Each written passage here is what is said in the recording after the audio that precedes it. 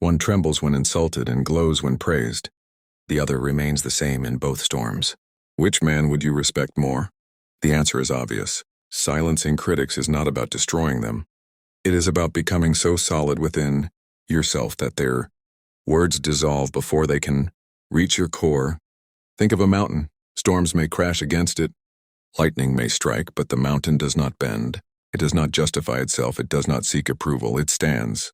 That is how respect is built. Through stillness, through endurance, through the refusal to bow down to the noise of others. The Stoic path is not about fighting for honor, but living in such a way that honor follows you. People watch more than they listen. You don't have to argue with critics.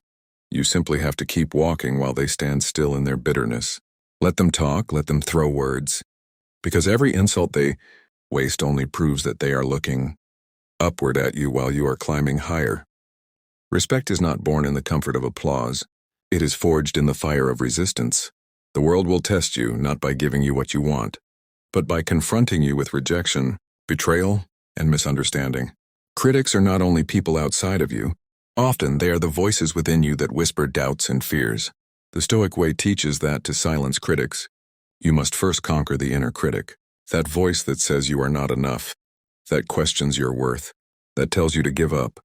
That voice must be disciplined. If you can quiet the noise within, no external insult will ever disturb you. People who fail to master themselves remain forever slaves to the opinions of others. But those who rise above their inner chaos command a respect that cannot be stolen. One of the most profound Stoic lessons is to live according to virtue rather than image. Respect built on appearances is fragile, but respect rooted in virtue cannot be shaken. Marcus Aurelius wrote about the insignificance of fame, reminding us that in 100 years, all those who praise or insult us will themselves be dust. What remains is not the memory of applause but the weight of virtue.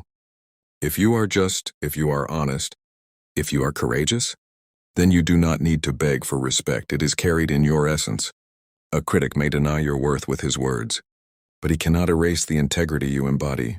The Stoic lives not to be celebrated but to be aligned with reason, justice, and strength. From this alignment comes the kind of respect that silences even the most venomous tongue. Another lesson lies in the power of composure. Anyone can look strong when the seas are calm, but true respect is earned when storms rise and you remain unbroken. Critics often attack when you are vulnerable, when you are under pressure, when the weight of life seems unbearable. They hope to see you collapse because your collapse would justify their weakness. But when you hold your ground, when you breathe instead of break, something remarkable happens. The critic's weapon turns useless. He cannot harm you because you refuse to be harmed. Composure under pressure is a language louder than words. It shows a mastery that no critic can match. There is also the lesson of patience. Impatience is a weakness that critics exploit. When someone mocks you, insults you, or doubts you, the impatient man reacts instantly, and in that reaction, he reveals his fragility. The Stoic, however, lets time do the work. He knows that patience is not passive, it is the ultimate strength. In time, the truth emerges and lies collapse under their own weight. Critics fade, but the man who waits with dignity only grows in stature. Respect is given to those who can endure without complaint, to those who hold their silence while others waste themselves in noise. Consider also the lesson of self-reliance. Dependence breeds disrespect. When you constantly seek validation from others, you hand them the power to define you. But when you stand on your own, when you build your strength without needing applause, critics lose their grip.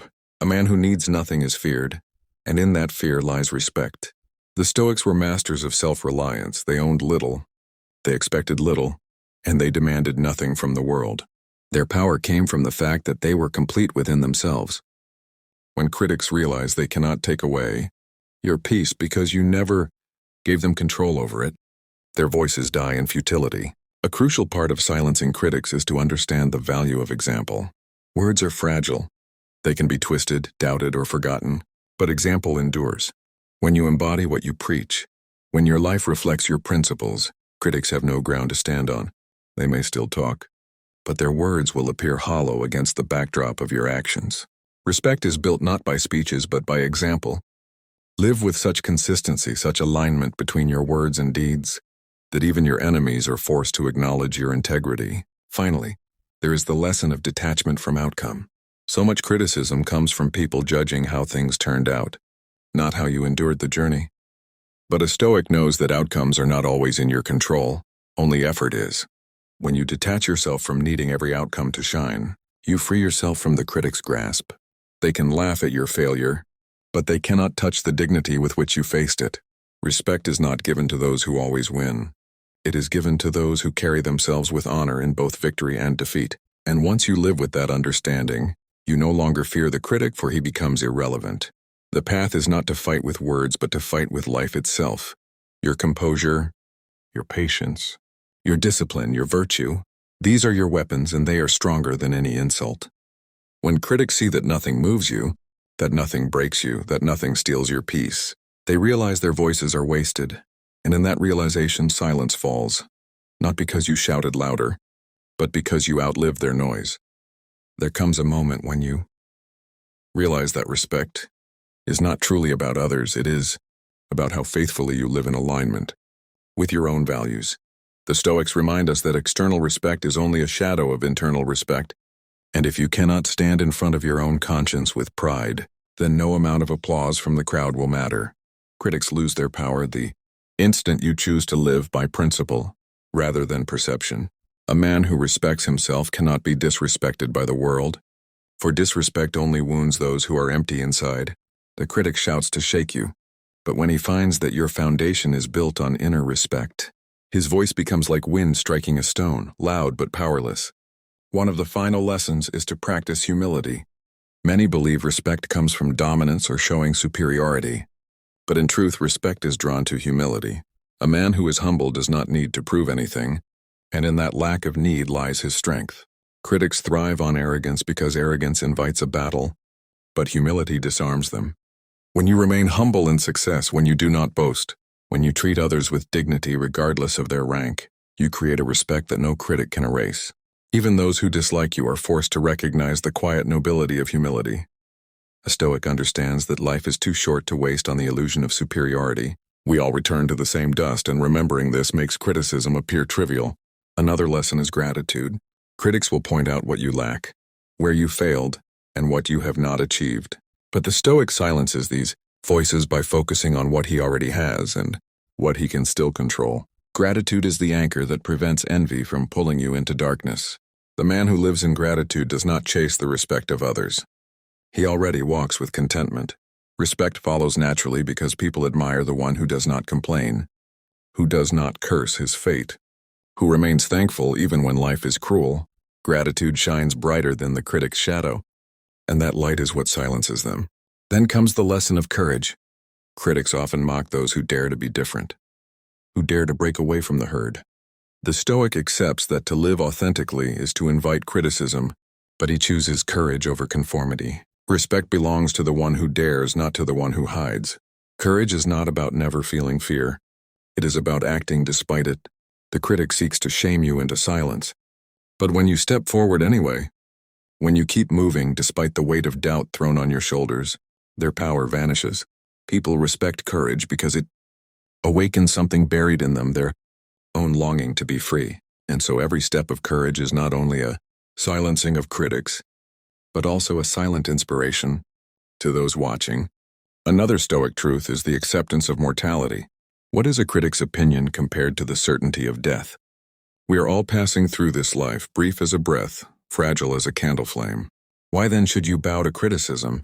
Why should you alter your path for voices that will soon vanish into the same silence that awaits us all? Respect grows when you live with the awareness that time is short. You stop wasting it on defending yourself and start using it to become the man you were meant to be. The critic spends his days talking about others, but the Stoic spends his days becoming something worthy of his own respect. And when death comes, it is the Stoic, not the critic, who departs with dignity. A man also earns respect by practicing forgiveness. The critic expects you to hate him, to be consumed by bitterness, to drown in resentment. But when you forgive, when you release the poison of hatred, you rise above the critic's level. Forgiveness does not mean you accept their lies. It means you refuse to let their lies enslave your heart. The Stoic knows that anger is a chain and forgiveness is freedom. Critics cannot fight a man who refuses to hate, for hatred is the fuel of conflict, and without it, they have nothing. Respect is given to the one who can forgive not because he is weak, but because he is so strong he does not need revenge. And finally, the deepest lesson of all is to live as if you are already being watched by eternity. Critics are temporary, their words are temporary, but the way you live carves into the eternal fabric of existence. Respect is not about pleasing this generation or silencing this group. It is about living in such a way that, even when the critics are gone, the echo of your character remains. The Stoic strives not for approval but for alignment with truth. He does not live for the applause of men but for the quiet agreement between his actions and his conscience. In that alignment lies the highest respect, the kind that silences critics without ever raising your voice. So in the end, the Stoic does not chase respect, nor does he fight critics. He simply becomes so grounded, so disciplined, so humble, so courageous, so grateful, so forgiving, and so aware of his own mortality, that the critic's voice loses all meaning. Respect comes to him not because he demanded it, but because he embodied it. And critics fall silent not because he silenced them, but because he made their noise irrelevant. To live this way is to walk the Stoic path, a path where respect follows naturally, and where silence is the only answer you ever need to give. The greatest illusion is to believe that respect is in the hands of others, that critics hold the key to your honor. The Stoic learns that the only true authority over your dignity is yourself. No insult, no false accusation, no twisted narrative has the power to define you unless you accept it. Respect is not handed to you, it is radiated from you. Critics thrive on weakness, but when you rise above them with calm strength, their words return to them like echoes in an empty chamber. You do not need to lower yourself into their noise, because noise cannot touch what is unshakable. The real victory is not to answer every critic, but to master yourself so completely that their voices fade into irrelevance. Another lesson is restraint. To fight every insult, to answer every doubt, to chase every rumor is to scatter your energy. The Stoic knows that energy is sacred and must be preserved for what truly matters. A man respected is a man who does not waste himself on trivial battles. He chooses carefully what deserves his response and what deserves only silence. Silence, when born of strength, is not weakness. It is a declaration that the critic is too small for your attention. And the silence, paradoxically, speaks louder than the harshest reply. People see it, they sense it, and respect naturally follows. There is also the lesson of service. Respect deepens when your life serves more than your own ambition. Critics may attack your motives, but when your actions uplift others, their attacks collapse under the weight of reality. A man who builds, who contributes, who gives without seeking applause is untouchable. You cannot criticize generosity without exposing your own emptiness. The Stoic serves not for fame, but because service itself is the highest expression of virtue. And from this virtue comes the kind of respect that no critic can destroy. Then there is the discipline of speech. Words are arrows. Once released, they cannot be taken back. A man who guards his tongue guards his honor. Critics often try to lure you into careless words, to provoke you into statements that betray your own character. But when you speak little, when you measure your words, when you speak only what is necessary, you silence them not by volume but by precision. Respect grows when people realize that your words are rare and therefore weighty. The Stoic way is not to flood the world with opinions, but to speak so wisely that even your silence becomes meaningful. Another vital lesson is endurance. Critics are not temporary. They will always exist in some form. Life itself is a test of how long you can remain steadfast while others try to shake you.